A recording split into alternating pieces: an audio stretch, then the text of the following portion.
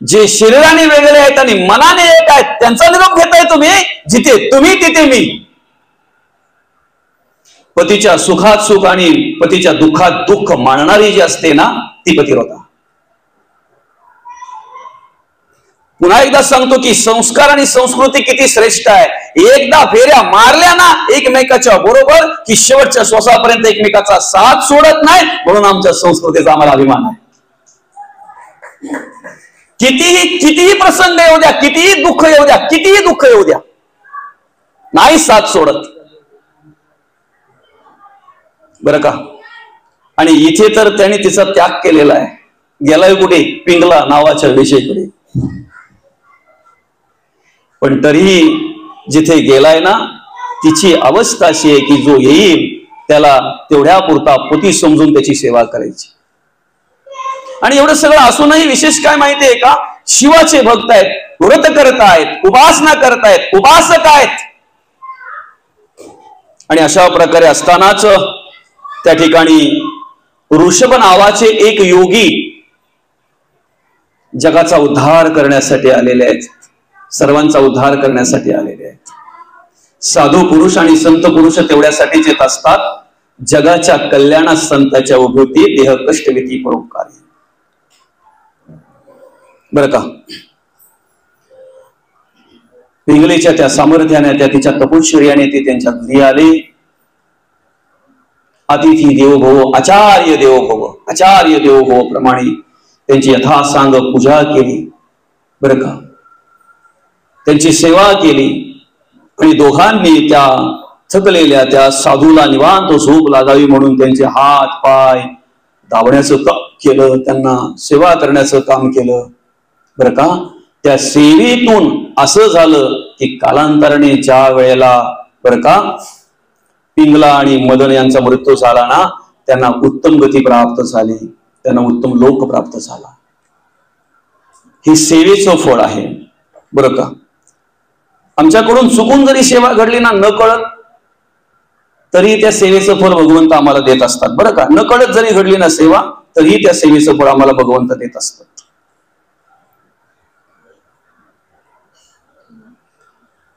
खाली यज्ञ होम हवन चालू आहे आणि मोठा असा यज्ञ मंडप टाकलेला आहे. त्या यज्ञ मंडपामध्ये त्या ठिकाणी होम हवनाचा कार्यक्रम झाल्यानंतर नारद मुनींचं कीर्तन आहे. आणि हे कळलं गरुडाला. गरुडाने विचार केला चला आता बराच उशीर झालेला आहे. आपल्याला यज्ञ यागामध्ये त्या नाही जरी आपल्याला सहभागी होता आलं तरी कमीत कमी नारद मुनींचं कीर्तन तरी श्रवण होईल. आणि म्हणून त्या यज्ञ मंडपामध्ये गरुडजी आले. ज्या वेळेला आले त्या वेळेला पाहतात तर नारद मुनींचं कीर्तनही संपलं होतं. पण विचार केला कमीत कमी परमार्थिक स्नेही जे आहेत, जे आध्यात्मिक भक्त आहेत त्यांचं दर्शन तर घडेल. आणि त्यांचं दर्शन झाल्यानंतर ज्या वेळेला गरुडजी तिथून उडायचे की नाही, निघायचे की नाही, त्यावेळेला फक्त पंख असे फडफडविले त्यांनी. आणि पंख फडफडविल्याबरोबर यज्ञ मंडप पूर्ण झाडून निघाला, स्वच्छ झाला. आम्हाला पहिला विचार करायचा असतो तो कार्यक्रम सुरू होण्याच्या आधी खुर्च्या लावायच्या कोणी. जर सार्वजनिक कार्यक्रम असेल तर अंतरी कोणी टाकायची, चटया कोणी टाकायच्या, झाडू कोणी मारायची, हा पहिला विचार करावा लागतो. दुसरा विचार करावा लागतो कार्यक्रम संपल्यानंतर चॉकलेटचे ते राहिलेले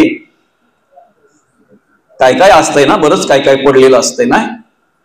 त्याच्यानंतर त्या अंतऱ्या कोणी उचलायच्या, त्या खुर्च्या कोणी ठेवायच्या, हा सगळा मंडप स्वच्छ कोणी करायचा, हा विचार करावा लागतो.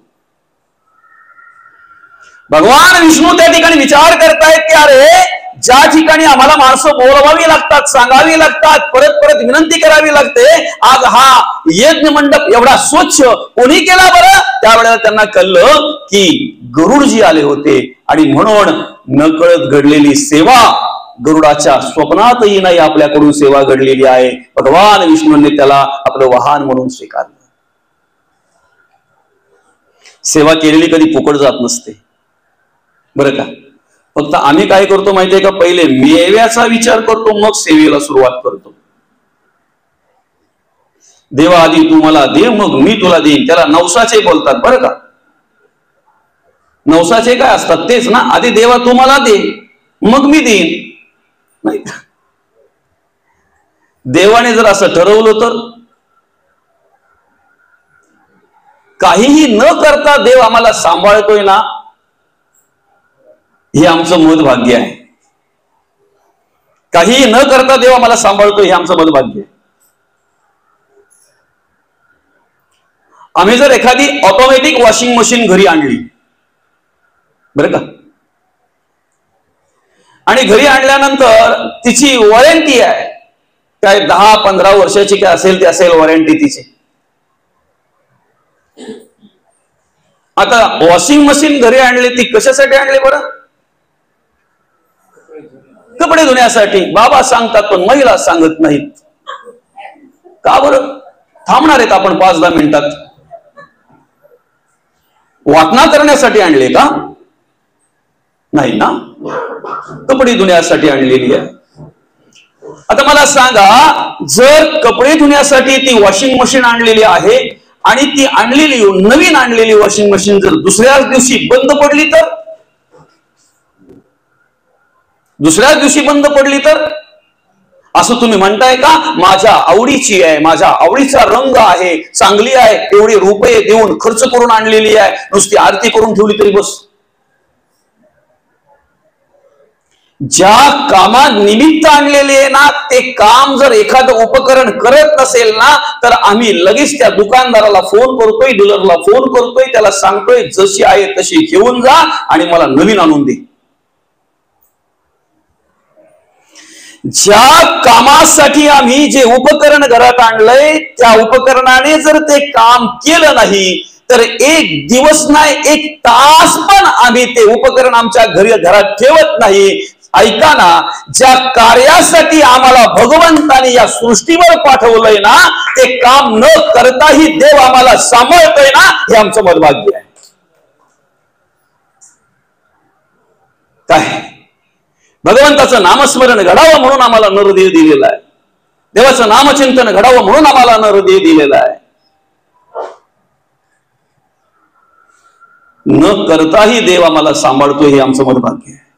ठेवलंय देवाने हे आमच्यासाठी खूप काही आहे. आणि म्हणून पुढे 8व्या अध्यायामध्ये भद्रायूची कथा सांगितलेली. भद्रायू हा शिवभक्त होता. कीर्तिमालिनी त्याची पत्नी बरं का. वनविहारासाठी ज्या वेळेला तो कीर्तिमालिनीच्या बरोबर गेला त्यावेळेला त्या वनात असलेल्या सगळ्या सुखसोयींचं त्या ठिकाणी सगळं वर्णन केलेलं आहे. आणि मग तो त्या ठिकाणी रममाण झालेला असताना भगवंताने ठरवलं की याची आपण परीक्षा पाहायची. भगवान महादेवांनी ठरवलं परीक्षा पाहायची. आणि काय झालं, तो त्या ठिकाणी रममाण होत असतानाच एक पुरुष आणि एक स्त्री बरं का, पुरुष पुढे पळतोय, ओरडतोय, सोडवा सोडवा, धावा धावा. मागे श्री आहे, त्या श्रीच्या मागे एक वाघ लागलेला आहे. कोणीतरी वाचवा, धावा कोणीतरी. आणि मग म्हणून त्या ठिकाणी त्याच्या कानावर ते भद्रायूच्या ज्या वेळेला आवाज आला त्यावेळेला त्याने आपल्या धनुष्याला बाण जोडले गेले आणि जेवढे काही बाण मारता येतील तेवढे बाण मारले, पण काही केल्या त्या वाघाला थांबवता आलं नाही बरं का. त्या पुरुषाच्या श्रीला त्या वाघाने खाऊन टाकलं बरं का. आणि त्या ठिकाणी वाघापासून अर्थात त्या स्त्रीला सोडवता आलं नाही. म्हणून एक थोडक्यात त्या राजाला म्हटलेलं आहे की जर मदत करता येत नसेल किंवा एखाद्यावर प्रसंग जो आलेला आहे त्या प्रसंगातून जर एखाद्याला सोडवता येत नसेल तर तो राजा कसला बरं. थोडक्यात वर्णन केलेलं आहे तिथे बरं का. जेथे सज्जनांचा सहवास मिळत नाही ते गाव बरं का, व तो आश्रम व्यर्थ होय. जेथे शिवकीर्तन चाललेले नसते ती सभा, तो वक्ता आणि ते श्रोते व्यर्थ होय. जे लोक ब्राह्मणांचे रक्षण करीत नाहीत आणि शिवपूजन करत नाहीत त्यांची संपत्ती आणि संतती व्यर्थ होईल. जी पतिव्रता नाही आणि त्या नारीचा धिक्कार असो, जी पतिव्रता नाही ना त्या नारीचा धिक्कार असो, आई वडिलांना त्रास देणारा पुत्र आणि गुरुभक्ती न करणारा शिष्य यांचा धिक्कार असो. पुढे म्हटलेला आहे, गुरुची थोरवी बाजूला सारून स्वतःचीच थोरवी जो सांगतो तो शिष्य, तसेच संकटातून जो सोडवित नाही तो राजा व्यर्थ होय. आणि एवढं सगळं त्या राजाला ऐकवलं बरं का. ऐकवल्यानंतर नेमकं झालं काय, राजाने अनेक प्रकारे प्रयत्न करूनही जर त्याची श्री त्याला परत देता येत नाही, तर मग राजा विनंती करतोय, आता मी काय करू त्याच्या पुढे. काय नाही म्हणे, माझी श्री मला आणून दे. राजा आहे ना तू, तुझ्याकडे सगळ्या प्रकारची शस्त्र आहेत ना, तू त्या वाघाला मारून त्या वाघाला पराभूत करून माझ्या राणीला माझ्या स्त्रीला सोडवायला पाहिजे होती तू, पण तसं केलं नाही. मग शेवटी माझ्या बाईला तू आणून दे, माझ्या श्रीला आणून दे. आता तो बदरायू म्हणतोय, तुमची श्री तर मी आणू शकत नाही. बरं का, परीक्षाच बघायची आहे ना भगवंताला, पण याच्या तोंडातून कधी निघतंय कदाचित ते वाट पाहते. काय, माझी जी पत्नी आहे ना कीर्तिमालिनी, बरं का, ती तुम्हाला देतो.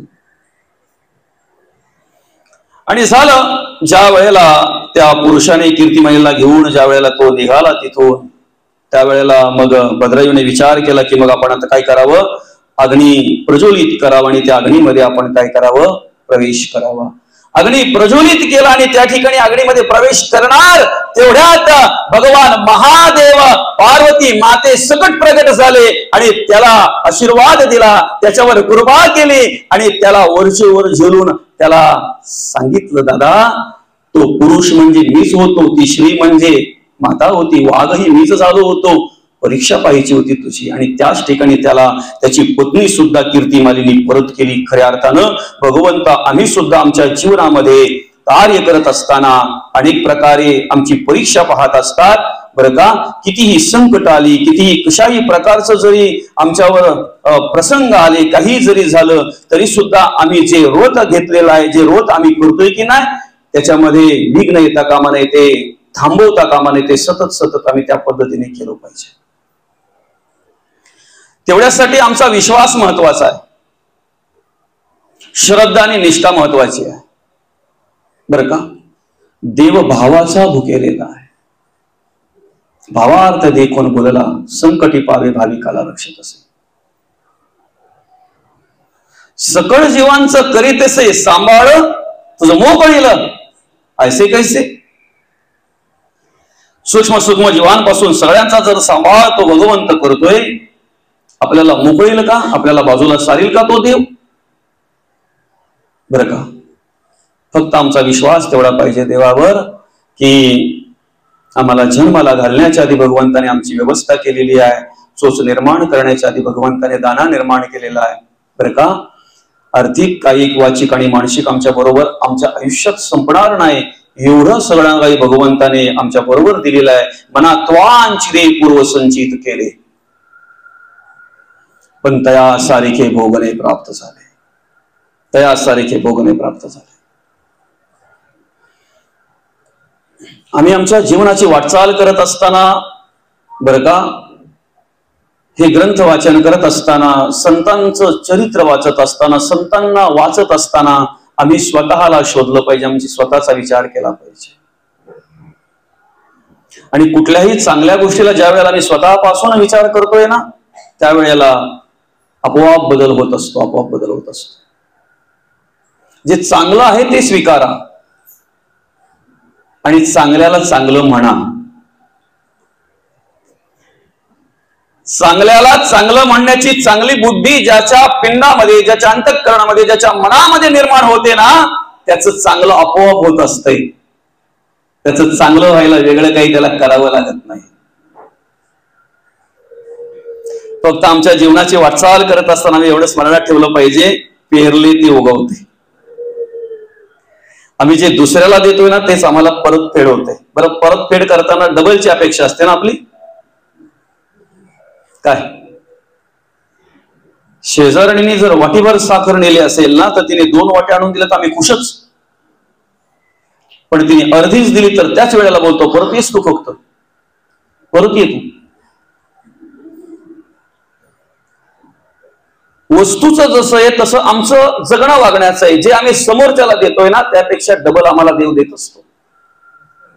आम्ही जर दुःख देत असू ना आम्हाला परतफेड डबलने होत असते, पण सुख जर दिलं ना ते सुद्धा आम्हाला परतफेड डबलनेच मिळत असते. म्हणून कोणाचा द्वेष करू नका, कोणाचा मत्सर करू नका, कोणाचा तिरस्कार करू नका. जेवढं चांगलं जगता येईल वागता येईल तेवढं चांगलं जगणं वागण्याचा प्रयत्न आपण करूयात. आणि त्याच्यासाठीच हे प्रवचन आहे, तेवढ्यासाठीच प्रवचन आहे.